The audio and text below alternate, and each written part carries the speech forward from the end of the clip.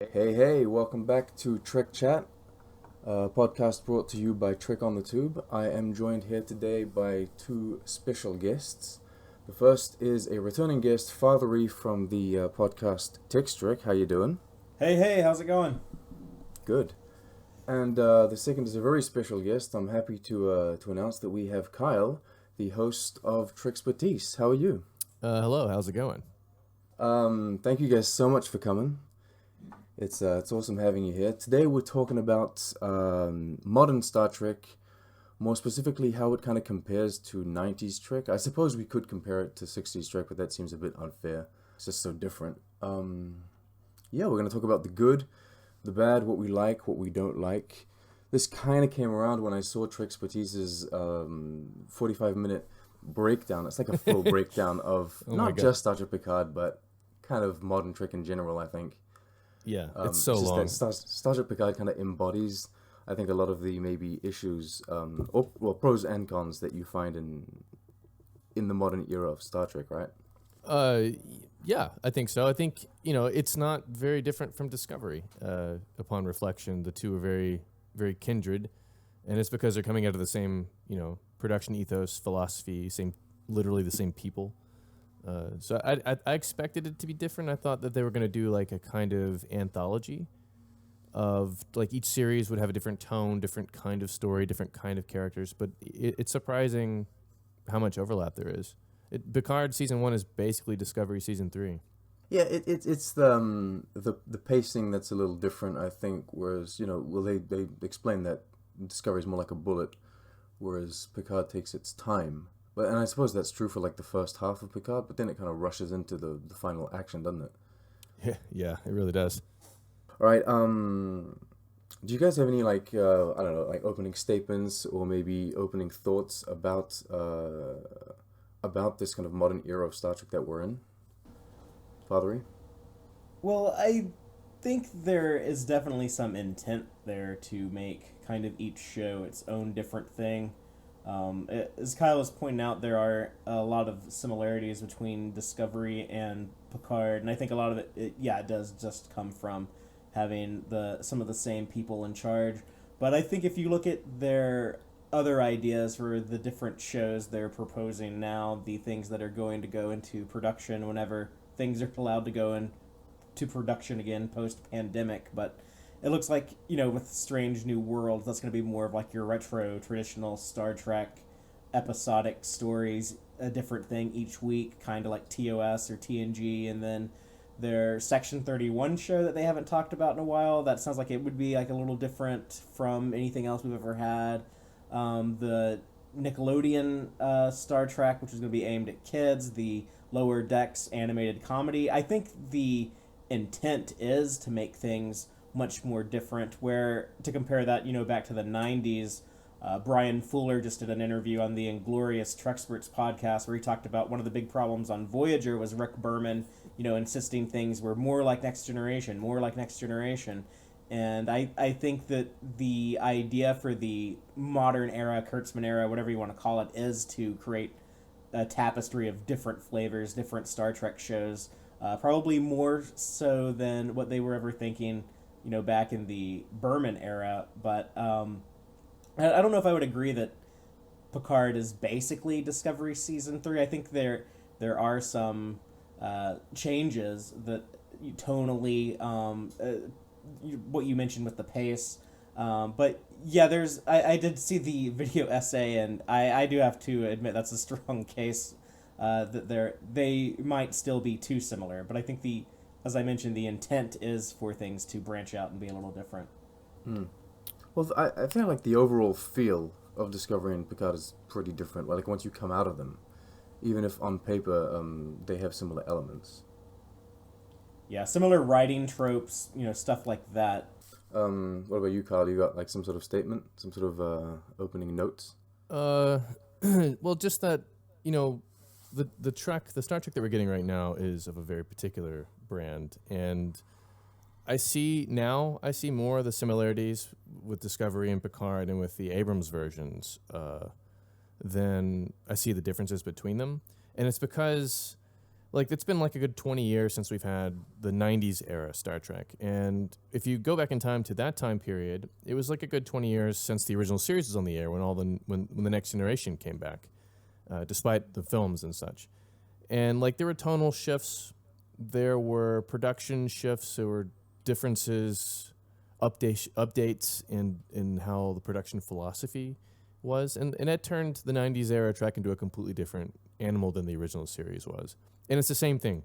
We're going through the same transformation, and like like it or not like it, it's just going to be a stop we're going to be at for a while, and then 20 years from now it will be vastly different again. I think this thing is this franchise is a chameleon. As in, it adapts to the time period in which it's coming out.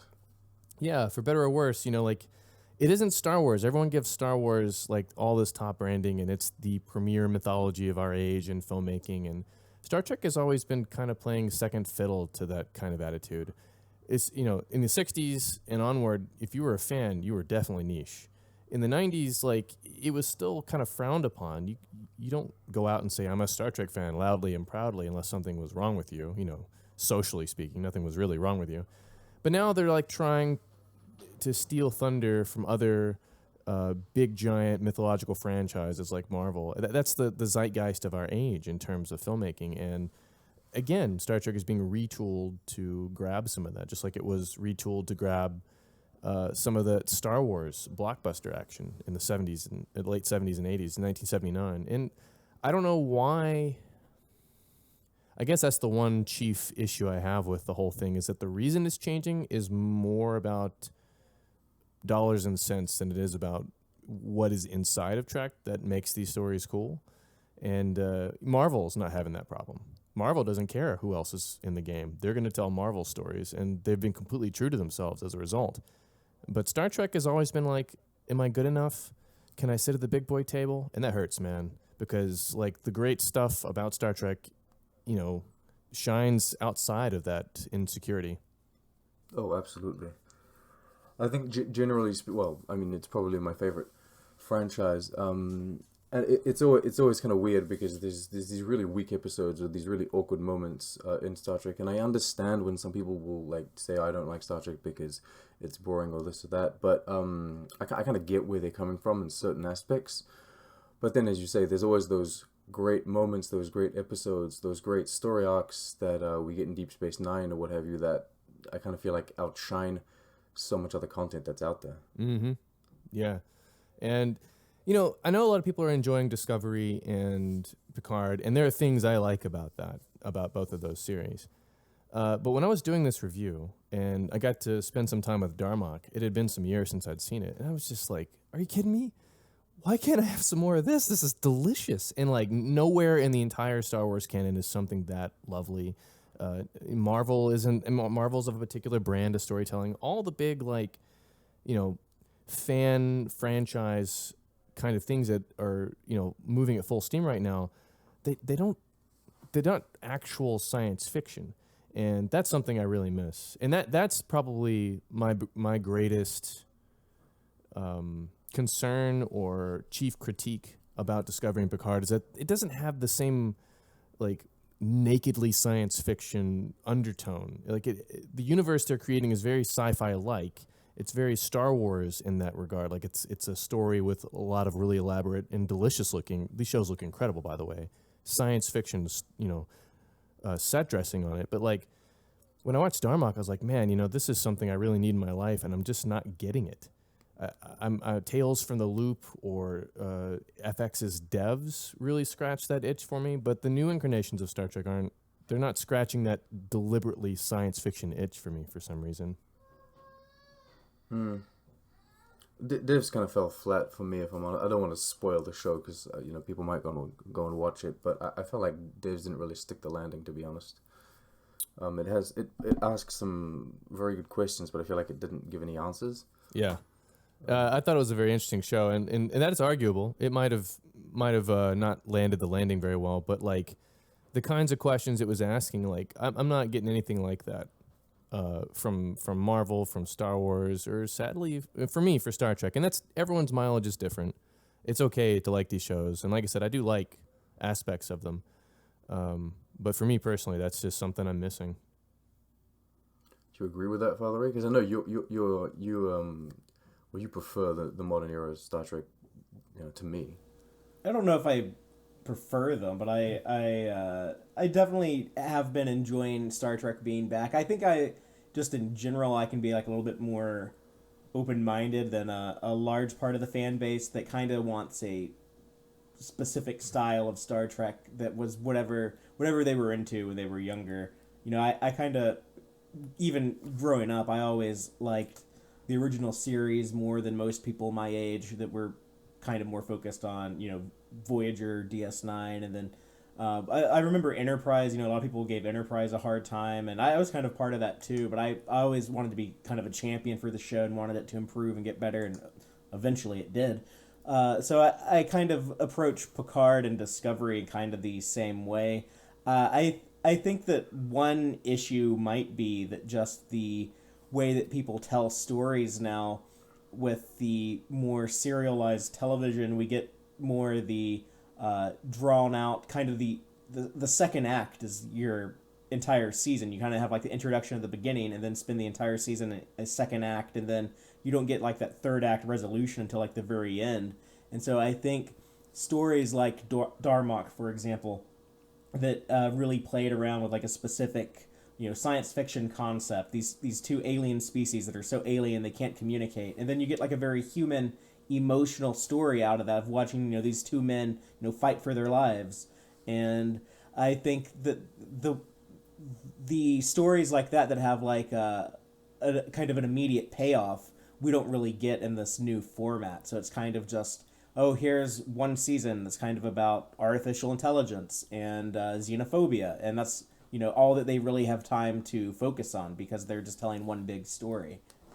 Yeah, I'm not one of those fans that's a proponent that they go back to the way they were telling stories. For me, like right now is like perfect, beautiful time for streaming series, quote unquote TV, as if that's how they show up on our doorstep now. But like these long, season-long story arc kind of series, to me, like is so enriching. And when Discovery was first announced, I was like, hell yeah, like we're gonna, and we did. We went down that road, and like I think it's a much richer way to tell stories. It's much more cinematic, and I'm a cinephile. I'm a filmmaker, and like to me, that is exactly my wheelhouse. I do not want to return to the 45-minute, open and close story kind of a thing. And I know people yearn for that, but to me, one of the positives of the modern era in Star Trek is that we are getting these bigger stories. The potential to be truly great lies in that direction and not going back. Well, okay, so I'm going back to what you guys saying earlier about the tapestry that they're trying to create. I would like one of those shows within the tapestry to be the episodic kind of classic Star Trek of the 90s. Now, it's not that I prefer that format, it's just that I enjoy Star Trek in that format just as much as I enjoy Star Trek in like a movie format or in these long serialized arcs that we have. I would even enjoy, like, I'm gonna love Lower Decks, I know it. Well, at least I'm very excited for it. And I would love to see some more, I don't know, some more limited series, kind of hyper serialized limited series about whatever Cardassian villain or whatever. So I would love to see, for example, Strange New Worlds be that episodic kind of 45-minute begin and end, just to get more, to talk about Discovery Season 2, we got that episode New Eden, which ultimately played into the overarching story, but I think had its kind of like self-contained vibe, and that's an episode that really stood out to me. Right. That's a great balance. Like DS9's to me is a pinnacle of the franchise. That they did that. They had a long story arc they're going on, and they use these singular episodes that could stand alone while still advancing the story. And I thought season 2 of Discovery did that more than season 1 did. That's the way they should do it, in my opinion. If they're gonna have to worry about both, why not be both? There's a way to do both, and it's that way. Like Yeah, New I Eden agree. was really a high point for season 2, I thought, for Discovery. That's absolutely like the best format. It's kind of like that hybrid format, like the way that Joss Whedon did his shows, like Buffy and Angel. They could still have these very specific focused stories that have a self-contained beginning, middle, and end, but he still was constantly telling a larger overarching story. I think Firefly would have kind of evolved into more of that had it had more time to continue. Mm. Because we were still in the introduction phase when those episodes were coming out, I guess. Yeah, I just finished season 11 of Doctor Who. I really like the new Doctor, Jodie Whittaker, but it is much more standalone than previous seasons were. Like, I guess it's kind of a pushback to the big elaborate stories that they were doing. Now it's like you could watch them out of order and it wouldn't do anything. It wouldn't damage the way you're viewing the episode at all. And and it's a particular issue for me, my age group, how old I am, where I am in the world, how I consume TV. That stuff just doesn't work for me anymore. So I would be worried if Strange New Worlds were completely episodic to the point where you could watch them like out of order in syndication like you could in the 90s. I think that they're probably going to try to bridge the gap, if I had to guess, like at least for character story arcs, if not for like larger story elements. I'm just expecting it to be more along the veins of like something like Elementary than The Mandalorian. But maybe I'm wrong. Maybe it'll have still one of those kind of like overarching stories, I guess. But I guess they already have like a final point. They have to move towards the accident. Yeah. Prequels. But I think The Mandalorian's a good example of having self-contained stories, but you can still do like a larger arc. Oh yeah, Yeah, absolutely. yeah. And it was a gorgeous And I think series. everyone enjoyed the show, and I think that was the main comment that came out of it. Like everyone enjoyed this kind of hybrid format that they successfully accomplished. Yeah. Yeah, The Mandalorian was, to me, the best Star Wars, anything that's ever happened. It was really great. Okay, so would you guys agree that this kind of modern era of Star Trek are less bogged down with like the details of the things, like the minutia of be it the technology, but even in like the story, generally speaking? Yeah, they definitely play like a lot of stuff real fast and loose, and they don't.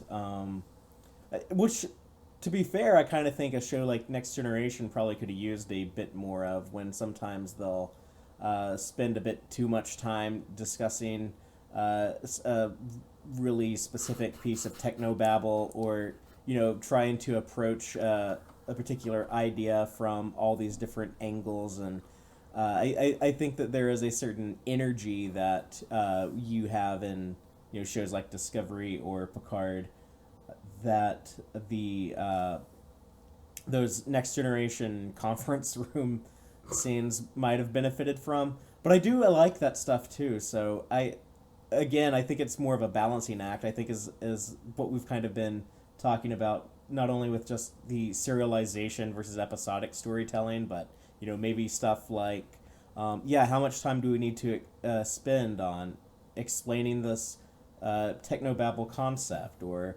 the diplomacy has to work this way because of such and such treaty, and really get bogged down in those details like that. I think it's just going to be a balancing act with that type of stuff as well. And maybe the current era of Star Trek is kind of overcorrected, because it does kind of have a chip on its shoulder where it does kind of feel like, oh yeah, I got to prove that I can be just as exciting and bombastic as the stuff like Marvel or Star Wars. So maybe it has been a bit of a overreaction.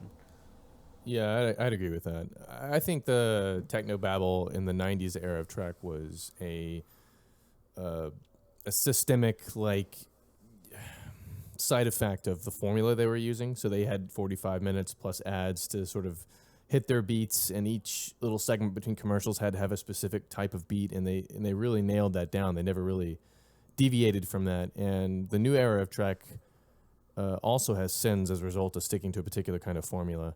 And they're moving too fast in a lot of cases. There's no breathing room. So like, the conference scenes on the Next Generation were there, makes the show seem a little slow today to certain people, but some of that is a detritus of the fact that they're on television, literally with television ads.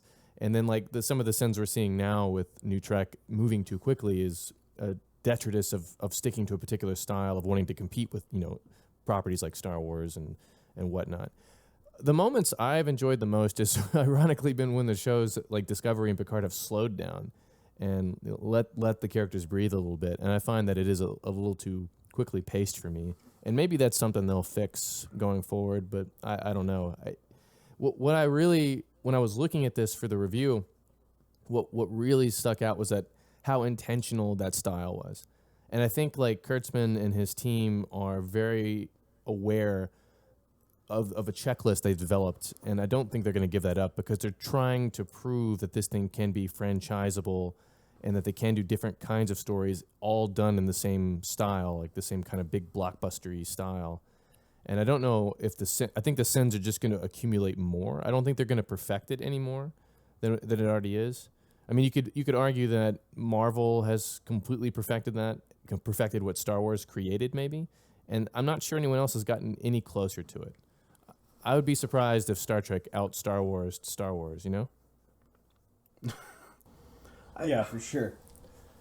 I don't know, I feel like Star Trek is the perfect sandbox to play with multiple genres. Oh, yeah. Whereas, like, I mean, I suppose you could do plenty of different styles of stories in Star Wars, as they've been trying to do, but ultimately, they have a certain, I don't know, they stick to a certain thematic. They've got a certain theme in Star Wars, where I feel like Star Trek you could really do, like, you could do a horror show within the universe of Star Trek. I don't know if people would love it. Well, they've already, like, there's could. a season 3 episode from Enterprise about a Vulcan ship in the Expanse where the Vulcans are all compromised and they're basically acting like zombies. Like, you can totally do that. DS9 was basically the movie Casablanca in space, the whole 7 seasons. It was like a World War II vibe, this whole Dominion War thing. It felt like a World War II story. The Next Generation, completely different animal. It feels like it might be the same to some people, but, you know, within the franchise, they're different kinds of stories. And like when they announced Discovery, I thought that's what they were going to do. I thought each series was going to be drastically different, and I'm a little surprised that Picard is as closely related to Discovery as it is. And Lower Decks and the Nickelodeon series, they're going to have to be different because of the animation. It's going to have to be a different kind of animal, and I hope that it is. But they can get even crazier. I can't see Lower Decks feeling anything like Discovery or Picard, to be honest. And this is maybe because I'm completely biased and I completely want the show. But I feel like it's going to be very much more closer to the Next Generation than Picard. Yeah. Now, I mean, I don't know how it's going to turn out, but I just feel like because they're using animation, they're going to have to stylistically do a bunch of different things from that checklist. They're going to have to cancel it and just go their own way because of the method they're using. And it'll end up feeling completely different than Discovery, I think. I think Lower Decks will be the most different Star Trek we've gotten since Discovery came on. No, I agree. It's also going to have to be different because they're using the 30-minute format instead of the full hour. So they're going to have, I would think, punchier stories. Yeah, but I agree with you, man. They like the way how big Star Trek is. There's a lot of different kinds of stories. Like, we could do a limited series run that happens during the Bajoran occupation, or we could, we could go back to the Eugenics Wars, or skip ahead to the 26th century and follow a time cop around for a 3-episode miniseries. And, like, you could do all these things. When Odo fell in love with Kira, for example, that episode where they finally kissed and stuff, like, that was a straight-up, romantic comedy, like, in space. Like, this franchise has much more flexibility than Star Wars does. And I don't know who's not paying attention to that, where they make Star Trek in the world. They should pay more attention to that. That was kind of always an idea with Star Trek. If you go back to the 60s, Gene Roddenberry proposed, making movies, making spin-offs back when the original series was still on the air, and just being the story that it was, or the types of stories that it was back then, where every episode was something different. Star Trek kind of built that into its DNA of we're going to be a little bit different each and every week. Whereas, Star Wars always tried to be, let's just be like one ongoing, continuous story. Mm-hmm. Oh, that's right. There's that original series episode where I think they go back in time on Earth, and there's that dude with the cat. Yeah, Gary Seven. Yeah, Assignment Earth. Earth. That was supposed to be like the pilot to like a spin-off show or something. It was a backdoor pilot, yeah. And they had another one in the bag too, Hope Ship Earth, about one of the Enterprise doctors being involved in a starship that was a medical starship. It's like MASH in space. Yeah, Okay. and he also had an idea for a Harry Mudd spinoff, Yeah. which he may or may not have been serious about, but it's something that he did like go on record and talk to other people about. But yeah, and then even when season 3 of the original series was on the air, he talked about we could do a movie, we could do a feature film about a young Kirk and young McCoy and young Spock like Oh meeting wow. each other for the first time. So there was always an idea with Star Trek that it could be other things besides the original series. Yeah. So even during that original run, Gene Roddenberry was already trying to find these other angles. Yeah. That's incredible. I think what I'm missing the most, and I don't mean to hate on modern Star Trek here. I mean, you guys may or may not know, Discovery isn't my cup of tea, but I quite enjoyed Picard, and I'm looking forward to a lot of these new shows that they've announced. I think what I'm missing is the character development, and I understand that it is kind of like a product of the format that we have. We're doing 10 to 15 episodes per season now. We're no longer doing 26. So we kind of no longer have the time to sit there and watch these characters grow and evolve. Like every action that they do, everything that they do has to kind of tie into the main plot. It Yeah. has to move the story forward. Yes and no. Like, because we're getting other TV series that also have the same number of episodes, like 10 or 11 episodes, and they're doing much more character development. It's just a choice. Like the checklist they have of things they want the show to exhibit, like the kind of action and the kind of big stakes and stuff like that. Kind of, it doesn't leave a lot of room on the plate. Also for character development, they're squeezing it in when they can, but there are other elements at play that they want to satisfy. And there are other really great streaming series out there now that are even shorter and do a lot more focusing on character. It's just a matter of what's your style going to be? Yeah, I mean, the advantage that I guess the older shows had was they could do, okay, here's an episode that's going to get really into like Dax's backstory, and we're going to learn more about her as a character and learn more about the Trill species, and then okay, well now we're going to do this Ferengi story and just let Quark be the main character for a whole episode. And they kind of like don't have that option now. But as Kyle pointed out, there are other shows that are just as serialized, that are just as short of seasons, that can do outstanding character work now. So it is definitely a priority that they're choosing not to put high enough. They're focusing on other things instead of character. It would just have to be done a little bit differently than how the older shows did it. Mm-hmm.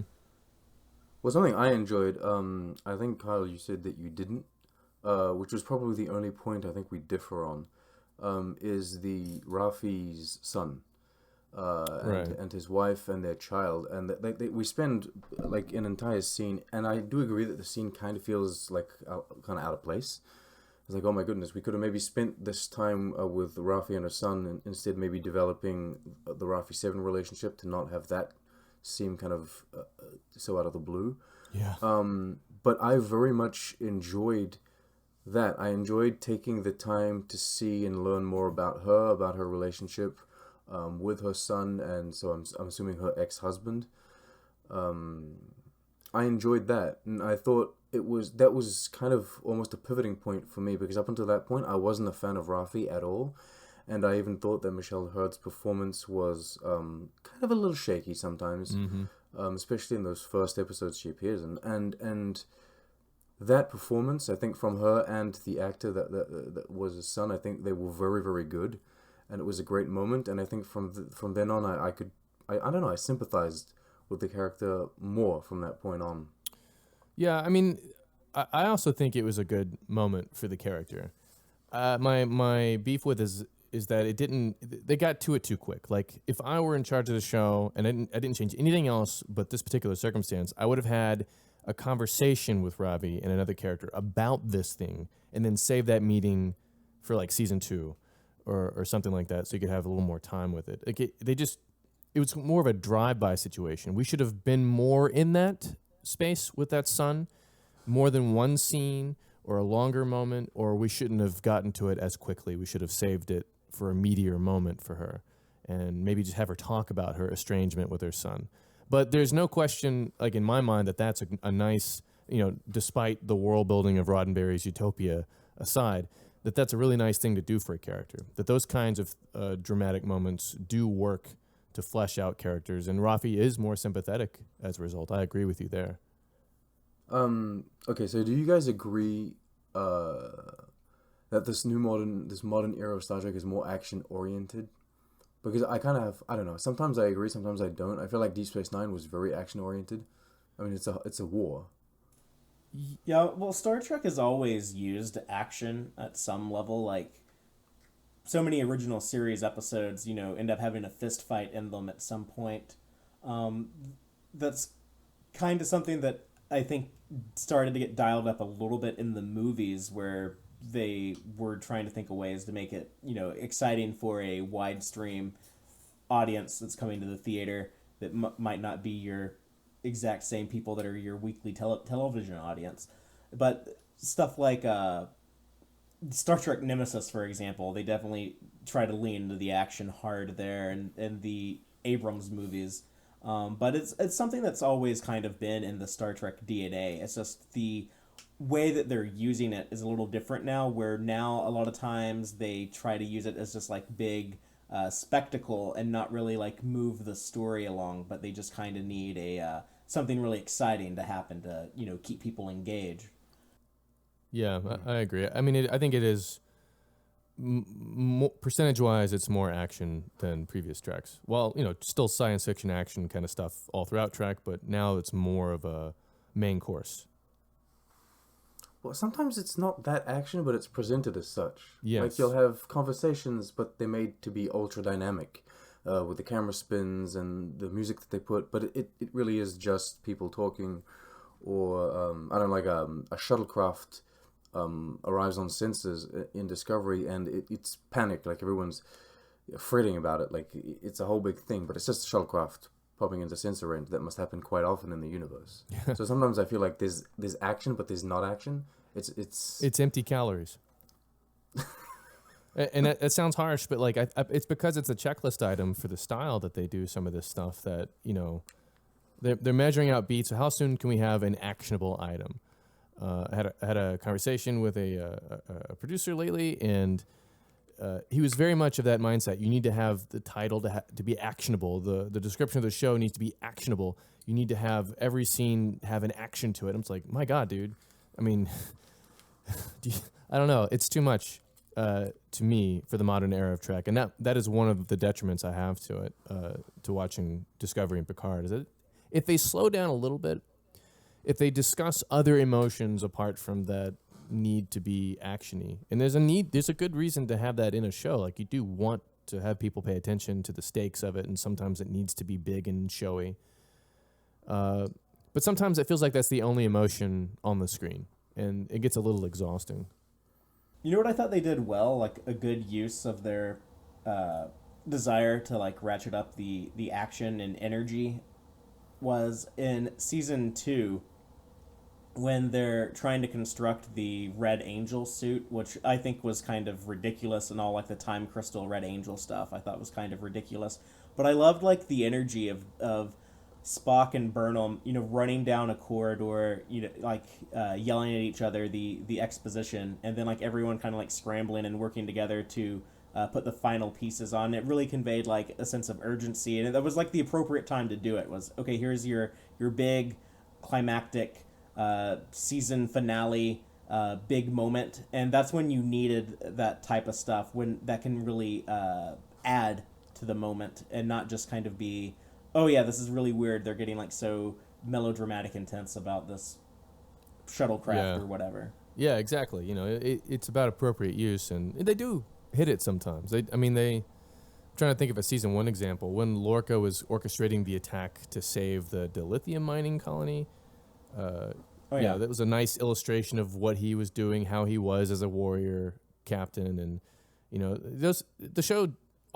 both shows are doing that. They're definitely hitting spots where the action is absolutely warranted, but in other spaces they're not. Like in the Trekspertise review, we talk about the the interview with Picard with the reporter, and how they're using some of the same tactics to sort of dial the intensity up that they would in an action scene later on. And oh man, just makes me want to watch paint dry so I can calm down a bit. Well, I wasn't a fan of that interview, but I hadn't noticed, because you talk about the music in the background, that kind of stuff. I hadn't even noticed that. I just noticed that the interviewer was very obnoxious, and I thought, I felt like that specific person was kind of out of place in the world of Star Trek. Like, I felt like no interviewer would be like that in the future for like the Federation News Network or whatever it is she was working for. Yeah, exactly. You know who should have done that interview? Jake Sisko. Yeah, I was gonna say. Yeah, I think I actually said that when we did our review of that episode on Tex-Trek. That would have been fun. That would have been great. Just any DS9 characters. Can we please get some DS9 people in season 2 of Picard? I'm really worried about them. I need to know that they're okay. You had a vague reference to Quark, didn't you, on Free Cloud? Yeah, we did. He's he's franchised himself out now. It's just kind of cool. There you go. Well, he's brother to the Nagus, so I mean, he's got like some advantages there. Yeah. Oh man, I hope Kira's running Bajor. Yeah, I would love if they actually returned to Deep Space Nine. I know we're getting like off topic now, but I just want to see like all those sets like recreated and see like General Kira, and she's like still on the station. I think that would just be super fun. Well, ironically, in this kind of action-oriented or like very high-octane pumping era of Star Trek, if you went back to Bajor, you couldn't do that at all because now Bajor's at peace. Everyone is, cultural and artistic. I think everyone's kind of slowed down. So you'd have to really use those episodes as like a safe haven or a slowdown moment in your season if you went there. Yeah, maybe. I mean, the sky's the limit on this. It's just what you can imagine. I thought when Star Trek was going to come back before Discovery came back, I thought in my head a great thing to do would to be on a modern starship and to start with like your first Cardassian person in Starfleet and like the kind of isolation and backlash they might have, and that would be that whole character, and like maybe Cardassia is still simmering and smoldering, and it's still not a comfortable region of space, and I don't know. I think you could do a lot with it, but I was legitimately expecting Game of Thrones in space. That's legitimately what I was expecting. I was expecting Star Trek to look at Game of Thrones and say that's a format that works. Let's do that.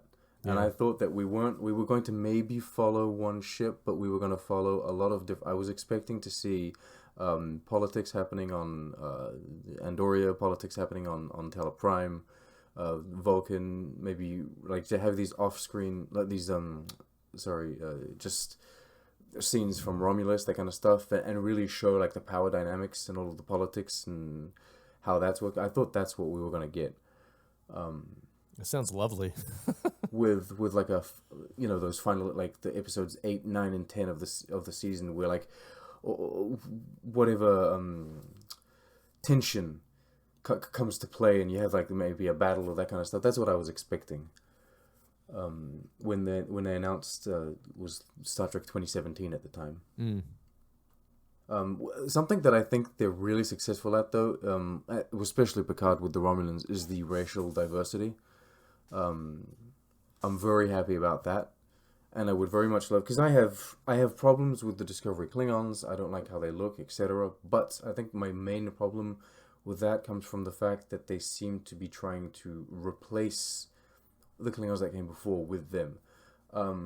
If Discovery Season 3 or Picard Season 2 were to present to us these Klingons alongside other Klingons that we've already seen before, then I would be completely fine with it. And that's what they did with the Romulans. Mm-hmm.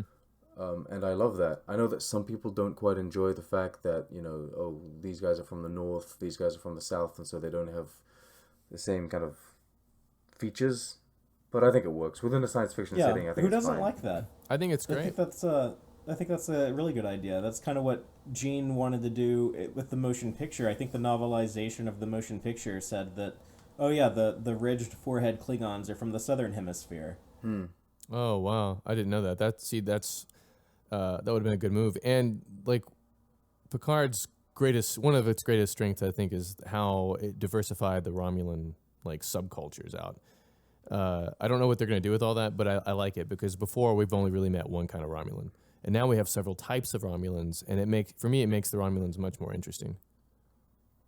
For sure. And I think that was what they wanted to do with the Klingons in Discovery Season 1. They wanted to really enrich that species with just like all these different cultures, all these different societies within the Klingon Empire.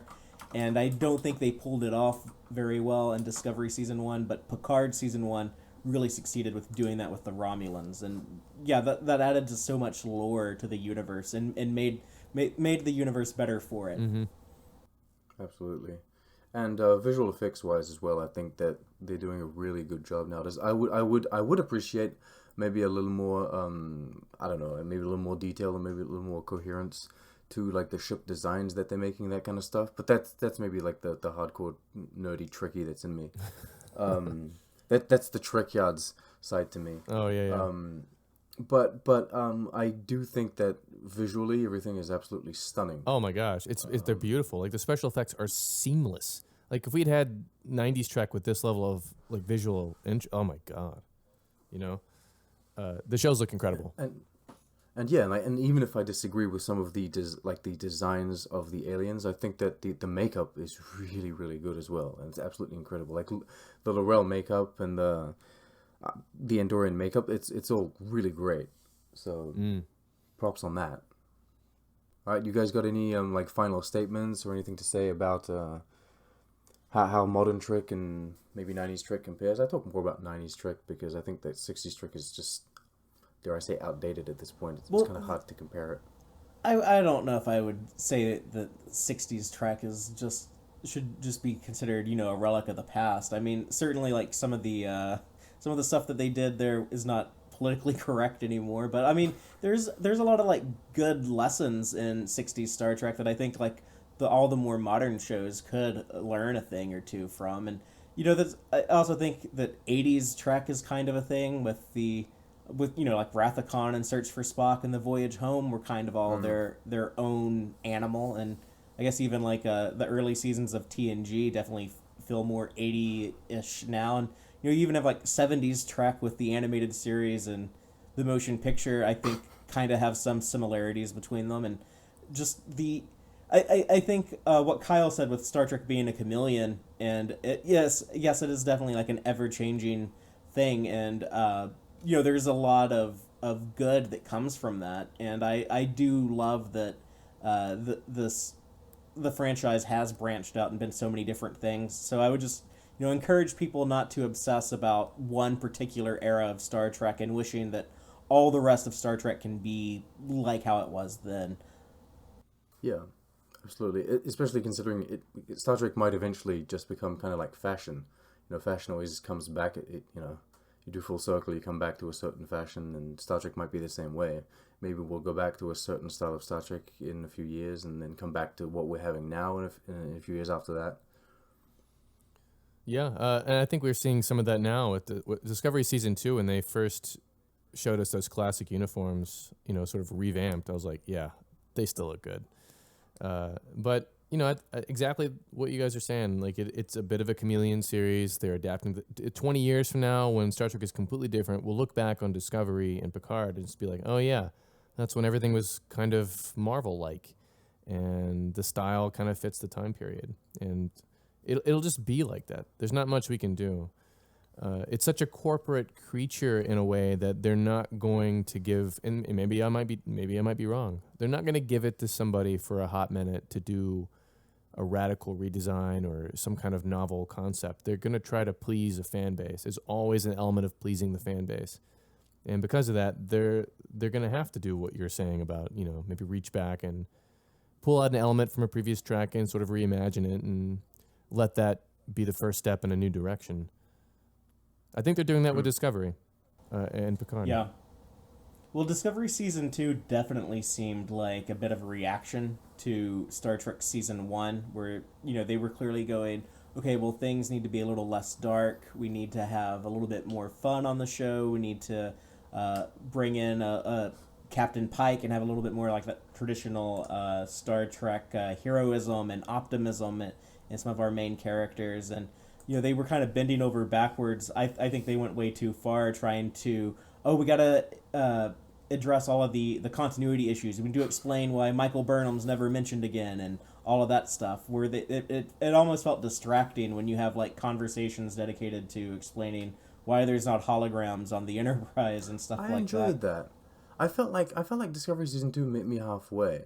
Right? Like it kept a lot of like its kind of modern essence. It kept what it was going for, but then it was so by the time Season 2 came around, I was trying to kind of better appreciate Star Trek Discovery for what it was. I was like, okay, I'm gonna stop trying to make this like as we're putting it, I was that fan trying to make it like the 90s Star Trek or trying to relate it to that, and I was like, okay, let's not do that. Let's appreciate Discovery for what it is.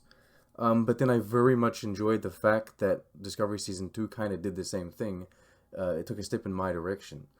It was like you're going to try and appreciate all of this action and all of this I don't know, razzle dazzle that we're doing, but we're also going to try and go in your direction and do New Eden, explain some of the continuity.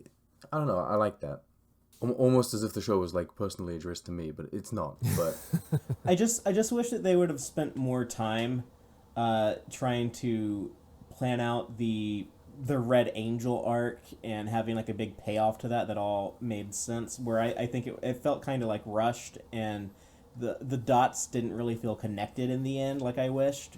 And I would have preferred them to have like their narrative thought out a little bit better, as opposed to explaining why Spock never mentions that he had a sister. Because that was never a problem with me. Sulu never mentioned he had a daughter until we see her in Star Trek Generations. Like that's fine. Captain Kirk never mentioned. She's like a full-grown adult, so. Yeah, like Captain Kirk never mentioned he had a brother until the episode where they killed him, in which he had a brother. Yeah, so it's like I never had a problem with Michael Burnham, never being brought up in other Star Trek, and I understand. Oh, it's a prequel. They made this character up now. They didn't know about her back then. That's why they never mentioned her. It's a matter. It's a matter of the production and the writing, but the production too. They can do anything they want. They can give you a talking toaster. They can have the captain ride a unicorn onto the bridge. They have to sell it. And I think that they're paying attention to a particular kind of style now with these new Trek shows. There's only so much of that they can do. Have you guys seen Swiss Army Man by chance? No. I have not, but I know what you're talking about. I'm familiar with the movie. It's a movie with a ton of flatulence in it. And by the end of the movie, it's emotional. And you might even cry over some of that flatulence. It's about the delivery, and I think Kurtzman and team will, as they continue, they'll see that the fans have particular reactions to things. You can see they're already reacting. Like Season 2 of Discovery was different. Strange New Worlds is coming because people love Pike, rightly so. He's a really great character, and I really like Rebecca's number 1. She was really great. I think they'll have to be more of that if they want to stay in business, and maybe they'll drift away from the style that they're trying to emulate. And if they do that, I think this new era of Trek is going to be really, really bang on. The more they try to stick to that Marvel playbook, the less success they're going to have. And it's not that Marvel isn't something that they should emulate. It's just not the best fit for Star Trek. There's too much Star Trek, too much lore, too much universe. The stories could go anywhere, and they need to lean more into that, I think. All right. Okay, I think we'll leave it there. Star Trek, yeah, I think we're in an exciting time for Star Trek. There's so many shows coming. They are all going to be different, and yeah, like we were saying, it's just about finding a kind of balance between what they're doing now, what they did before, a balance between serialized and episodic and all of that. And hopefully, as these new seasons come to pass, we will find that balance, and we will enter a new golden age of Star Trek. Oh, yeah. Yeah. All right. Thank you guys so much for coming. Thank you guys so much for being here and discussing this with me. Yeah, thanks for having me. It was a pleasure meeting you guys. Yeah, thanks for having me, too. And Kyle, I just want to say that I love Trekspertise, and you probably hear this a lot because everyone I know who makes content on YouTube that's aimed to a Star Trek audience always says how Trekspertise is the best. And you do what you do better than anyone else out there, and it was really cool to get to sit down and talk to you for a little bit today. Shucks. Thanks, guys. Absolutely. As a side note, I discovered you not by anything related to Star Trek. I came out of Arrival, the movie, Ah. and I was like, this is the best thing since Darmok, right? And I was like, I need to understand what's going on a little better. And you did basically a full breakdown, of, like a comparison between the book and the movie, and Yeah. how you need to change certain things. And you talked about the language that they used and that kind of stuff, and like I suppose the language of emotion and all of that. And Yeah. that was a great video, and I was hooked. Yeah, I still have a lot of love for Denis Villeneuve. They're doing the Dune movie or From movies. the Dune and Blade Runner 2049, and he's good. He's good. Yeah. He's good. All right. Thank you so much. Oops. Thank you so much for listening, guys. You guys, thank you so much for joining me, and live long and prosper.